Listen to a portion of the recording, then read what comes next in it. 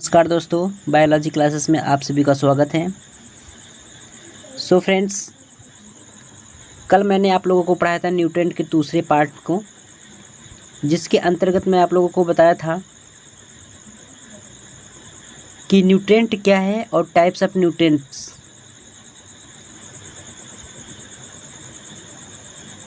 तो दोस्तों, यदि आप हमारे न्यूट्रेंट के पहले वीडियो और दूसरे वीडियो को नहीं देखे हैं तो वो डिस्क्रिप्शन पे लिंक दिया गया है। आप जा कर के न्यूट्रिशन के पहले लेक्चर को और न्यूट्रिशन के दूसरे लेक्चर को देख सकते हैं।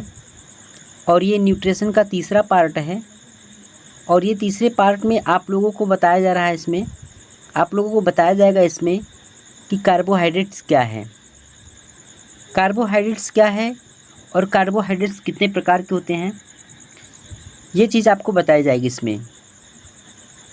तो दोस्तों, कार्बोहाइड्रेट जो है ये बहुत ही इम्पॉर्टेंट है। ये हर एग्ज़ाम में लगभग इससे प्रश्न आते हैं। तो सबसे पहले हम समझते हैं कार्बोहाइड्रेट क्या होता है। तो दोस्तों, जो कार्बोहाइड्रेट होता है यह एक कंपाउंड होता है, यह एक यौगिक होता है। कार्बोहाइड्रेट एक यौगिक होता है। अब ये जो यौगिक होता है, यह यौगिक जो होते हैं वो 3 एलिमेंट्स से मिलकर बने होते हैं। कहने का मतलब यह है कि ये जो यौगिक होते हैं, जो कंपाउंड होते हैं कार्बोहाइड्रेट के, ये कार्बोहाइड्रेट के जो कंपाउंड है, जो एलिमेंट है, वो 3 एलिमेंट से मिलकर बने होते हैं, 3 तत्वों से मिलकर बने होते हैं। पहला जो होता है कार्बन, और दूसरा जो होता है हाइड्रोजन, और तीसरा जो होता है ऑक्सीजन। तो कार्बन, हाइड्रोजन और ऑक्सीजन, ये तीनों एलिमेंट मिलकर के कार्बोहाइड्रेट का क्या करते हैं, निर्माण करते हैं, कार्बोहाइड्रेट ये बनाते हैं। और इन्हीं तत्वों को जब आपस में हम मिला देते हैं तो कार्बोहाइड्रेट बन जाता है। अब सबसे पहले इसमें और बातें, अब मैं इसमें एक बात और बता दूं कि जो कार्बोहाइड्रेट होता है, कार्बोहाइड्रेट सबसे ज़्यादा किस चीज़ों में पाया जाता है, कार्बोहाइड्रेट की मात्रा, कार्बोहाइड्रेट की जो क्वांटिटी है वो सबसे ज़्यादा किस में पाई जाती है।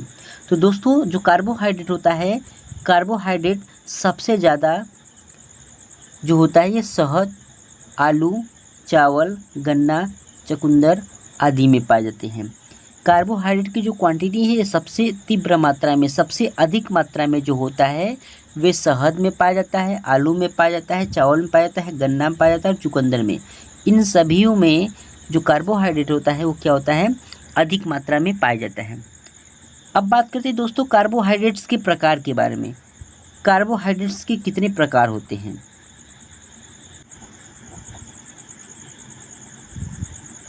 ठीक है, तो बात करते हैं हम लोग जो है कि टाइप्स ऑफ कार्बोहाइड्रेट के बारे में। तो देखिए दोस्तों, जो टाइप्स ऑफ कार्बोहाइड्रेट्स है, इन्हें मुख्य रूप से 3 भागों में क्या किया गया है, बांटा गया है। पहला जो होता है वो मोनोसैकेराइड है, दूसरा जो होता है डाइसैकेराइड है और तीसरा जो है पॉलीसैकेराइड है। तो दोस्तों, मोनोसैकेराइड का मतलब क्या होता है, इस चीज़ को समझिए आप। मोनोसैकेराइड का मतलब यह होता है कि जब एक शुगर होता है तो हम उनको क्या कहते हैं, मोनोसैकेराइड कहते हैं। और वहीं पर जब 2 शुगर होता है, 2 शुगर होता है, तब हम उनको डाइसैकेराइड कहते हैं। और जब मैनी शुगर होता है, अर्थात जब अधिक मात्रा में शुगर होते हैं, तब उनको क्या कहते हैं, पॉलीसैकेराइड कहते हैं। मोनोसैकेराइड की एग्जांपल क्या है, तो जो मोनोसैकेराइड में आते हैं वो ग्लूकोज आता है और फ्रक्टोज आते हैं। ये ग्लूकोज और फ्रक्टोज जो है ये मोनोसैकेराइड है। अब डाइसैकेराइड कौन कौन से हैं, तो जो डाइसैकेराइड है माल्टोज है, सुक्रोज है और आपका लैक्टोज है। ठीक इसी प्रकार से आपका पॉलीसैकेराइड में स्टार्च हो जाएगा, सेलुलोज हो जाएगा और ग्लाइकोजन हो जाएगा। ये सब क्या है, ये सब पॉलीसैकेराइड है। अब बात है किन तत्वों में कौन कौन से कार्बोहाइड्रेट्स पाए जाते हैं। तो यहाँ पे मैं बता दूँ आपको, जो दूध होता है, दूध शर्करा को लैक्टोज कहते हैं। और सभी फलों में चीनी में जो होता है फ्रक्टोज होते हैं। घर में प्रयोग की जाने वाली चीनी में सुक्रोज होते हैं। ठीक है, अंगूर चीनी जो होता है, अंगूर चीनी में आपका क्या पाया जाता है, माल्टोज पाया जाता है। एक चीज़ और बहुत ही इम्पॉर्टेंट है, जो एग्ज़ाम में पूछा जाता है कि जो कोशिका भित्ति होता है, यानी जो सेल वॉल होता है, वह सेल वॉल किस चीज़ की बनी होती है। तो दोस्तों, जो सेल वॉल होता है वह एक सेलुलोज का बना होता है। सेलुलोज का जो होता है वो बना होता है। अब देखिए दोस्तों, यहाँ पे मैंने बताया माल्टोज। ये जो माल्टोज है, माल्टोज ये किस चीज़ से बनकर बना होता है? ग्लूकोज और ग्लूकोज, यानी जब दो ग्लूकोज आपस में मिलते हैं तो माल्टोज का निर्माण होता है। आगे बात करते हैं। कि जो लैक्टोज, अभी मैंने बताया कि लैक्टोज जो है यह ग्लूकोज से मिलकर बनाता है, और सुक्रोज जो होता है यह ग्लूकोज और फ्रक्टोज से मिलकर बना होता है। ठीक है, तो दोस्तों ये जो था ये कार्बोहाइड्रेट्स था। कार्बोहाइड्रेट्स में मैंने बताया आपको कि कार्बोहाइड्रेट्स क्या है, तो हाइड्रोजन, कार्बन और ऑक्सीजन, इन तीनों तत्वों से मिलकर के कार्बोहाइड्रेट का निर्माण होता है। फिर मैंने आपको बताया कार्बोहाइड्रेट्स के प्रकार के बारे में कि मोनोसैकेराइड, डाइसैकेराइड और पॉलीसैकेराइड, ये सी चीज़ें बताया हमने कार्बोहाइड्रेट में। अब बात करते हैं दोस्तों कि वसा क्या है, जिनको लिपिड्स या फैट्स भी कहते हैं। ये भी आपके न्यूट्रिएंट्स होते हैं।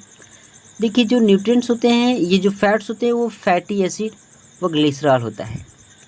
फैट्स यानी वसा जो बन रहा है वो दो चीज़ों से मिलकर बनाता है, एक तो होता है फैटी एसिड और दूसरा जो होता है ग्लिसरॉल। ये दोनों आपस में मिलकर क्या बनाते हैं, आपका ये बना लेते हैं लिपिड, वसा बनाते हैं। ठीक है, अब बात करते हैं जो वसा होता है वो सबसे ज़्यादा कहाँ पाया जाता है, उसका जो प्रमुख स्रोत होता है वो क्या क्या होता है। तो दोस्तों जो वसा की जो क्वांटिटी होती है वो ज़्यादातर घी में पाई जाती है, और तेल में पाया जाता है, दूध में पाया जाता है, और अंडा में पाया जाता है। घी में, ऑयल में, मिल्क में एंड एग्स में, इनमें जो होता है फैट्स की जो मात्रा होती है वह अधिक होती है। आगे बात करते हैं दोस्तों, वसा का जमाव किन किन जगहों पर होता है। हमारे बॉडी में वसा का जमाव जो होता है वो कहाँ का होता है। तो दोस्तों जो वसा का जमाव है वह एडिपोज ऊतक में होता है, एडिपोज टिश्यू में होता है, और साथ ही साथ ये लीवर में भी होता है, यकृत में भी वसा का जमा होता है। तो दोस्तों ये थी बात वसा की। तो इसमें हमने क्या बताया आपको, वसा बता दिया, कार्बोहाइड्रेट बता दिया, और अब मैं बताऊंगा आपको प्रोटीन। प्रोटीन क्या है, तो प्रोटीन जो होता है दोस्तों वो अमीनो अम्ल की सबसे छोटी इकाई होती है जिन्हें प्रोटीन कहते हैं। Long chain of amino acid is called proteins. कहने का मतलब है कि अमीनो अम्ल की सबसे छोटी इकाई को हम क्या कहते हैं, प्रोटीन कहते हैं। तो अमीनो अम्ल की सबसे छोटी इकाई को क्या कहते हैं, प्रोटीन कहते हैं। अब देखते हैं प्रोटीन कहाँ कहाँ अधिक मात्रा में पाया जाता है। जैसे ये क्वेश्चन आपसे पूछा जाता है कि जो बाल और नाखून है, बाल और नाखून में कौन सा प्रोटीन पाया जाता है। तो दोस्तों बाल और नाखून में आपका केराटिन नामक प्रोटीन पाया जाता है। भूलिएगा मत, बहुत इंपॉर्टेंट है कि नाखून में कौन सा प्रोटीन पाया जाता है या फिर बाल में कौन सा प्रोटीन पाया जाता है। तो नाखून और बाल में, इन दोनों में केराटिन नामक प्रोटीन पाया जाता है। वही भी बात करते हैं एग्स वाइल्ड की। एग्स वाइट यानी जो अंडा होता है, अंडे का जो सफ़ेद रंग की जो कवच होती है, उस सफ़ेद रंग की कवच पर कौन सा प्रोटीन पाया जाता है। तो दोस्तों उसमें पाया जाता है एल्बुमिन। एल्बुमिन नामक प्रोटीन पाया जाता है सफ़ेद अंडे के कवच में। उसके बाद बात करते हैं मिल्क में कौन सा प्रोटीन होता है। तो दोस्तों जो मिल्क होता है, जो दूध होता है, दूध में केसिन प्रोटीन होता है। ठीक है, और इनके इन प्रोटीनों के स्रोत क्या है। तो दोस्तों जो प्रोटीन का जो स्रोत है वो ज़्यादातर सोयाबीन में प्रोटीन है, और आपके मूंगफली में। ये सब क्या है, प्रोटीन के स्रोत हैं। तो दोस्तों उम्मीद करते हैं आपको वीडियो समझ में आया है। यदि वीडियो समझ में नहीं आया है या किसी भी प्रकार का प्रॉब्लम है तो आप कमेंट बॉक्स में लिख करके आप हमें बता सकते हैं, और वीडियो को लाइक, कमेंट एंड सब्सक्राइब ज़रूर कीजिएगा।